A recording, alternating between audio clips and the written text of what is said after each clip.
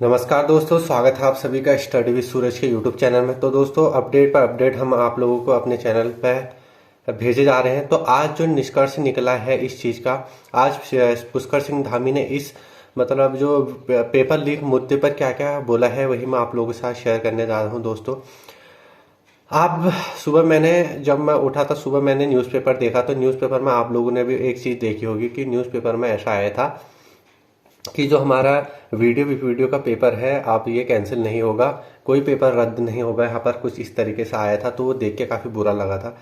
और आयोग के उनका बयान, आयोग के जो अध्यक्ष हैं उनका बयान भी मैंने सुना था, आप लोगों ने भी सुना ही होगा कि वो कह रहे हैं 2-3 पन्ने आ गए थे बाहर, पेपर कोई लीक नहीं हुआ है। तो शर्म आनी चाहिए पहले तो ऐसा बोलते हुए ही, क्योंकि आयोग, मैं स्पष्ट रूप से बोल रहा हूँ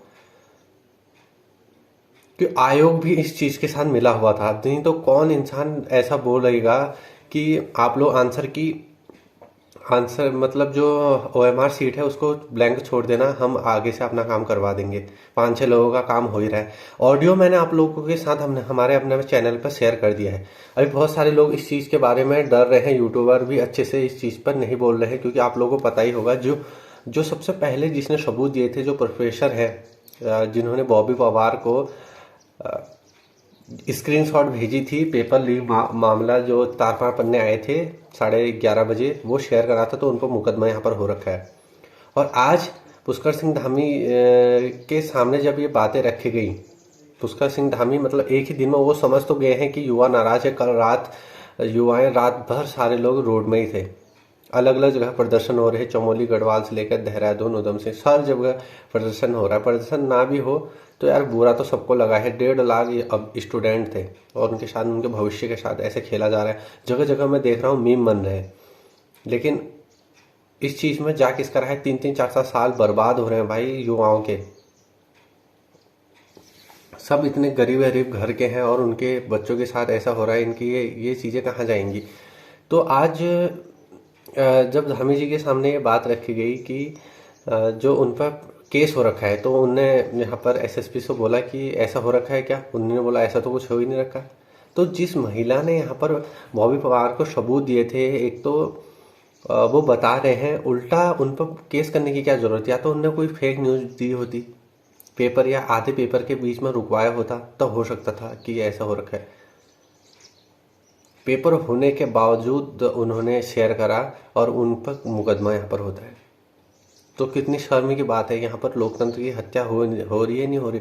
आप लोग चाहे किसी भी पार्टी को सपोर्ट क्यों ना करते हो, लेकिन जब जहाँ पर जो चीज़ गलत होती है उसका विरोध करा करो।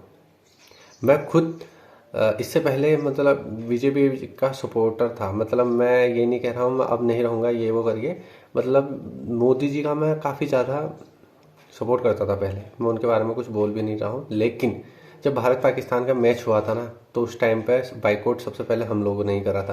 लेकिन जो चीज़ गलत हो रही है ना, उसका सपोर्ट तो करना ही पड़ेगा ना आप लोग को। जो चीज़ गलत हो रही है उसके खिलाफ तो आवाज़ उठानी पड़ेगी। साथ साथ में आज जो पेपर लीक मामला है उसके बारे में ये भी बोला गया था कि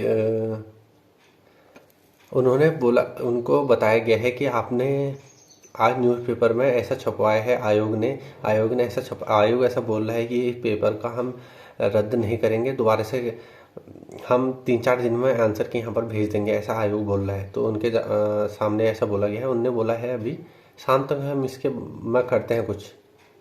तो अभी तक ऐसे निष्कर्ष निकल रखा है कि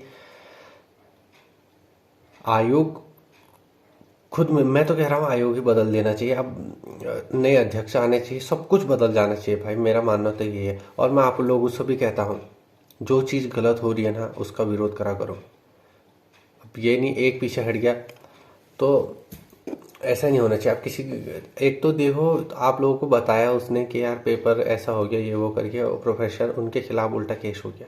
किसी शर्म की बात है? सभी को उनका सपोर्ट करना चाहिए अभी।